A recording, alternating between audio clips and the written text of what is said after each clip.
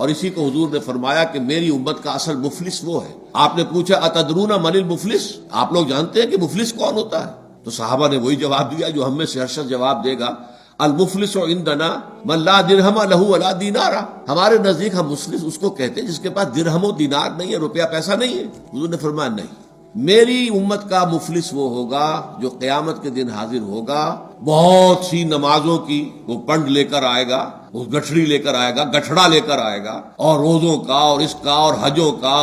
اور عمروں کا، لیکن وقد شتم ھذا واکل مال ھذا، اس نے مال کھایا تھا فلاں کا حرام طریقے سے، فلاں کو گالی دیتی تھی، فلاں پر تہمت لگائی تھی، حقوق العباد کے اندر جو ہے اس کی عزت پر حملہ کیا تھا، وہ سارے مدعی جمع ہو جائیں گے. اللہ تعالیٰ کسی سے کہے گا بھائی تم اس کی نمازیں لے جاؤ، کسی سے کہے گا اس کے روزے لے جاؤ، اچھا تم لو حج لے جاؤ، اس کے عمرے لے جاؤ، اس کے بعد بھی مدعی باقی ہوں گے، تو اب مدعیوں کے گناہ اس کے پلڑے میں ڈالے جائیں گے، اور پھر وہ دوسرے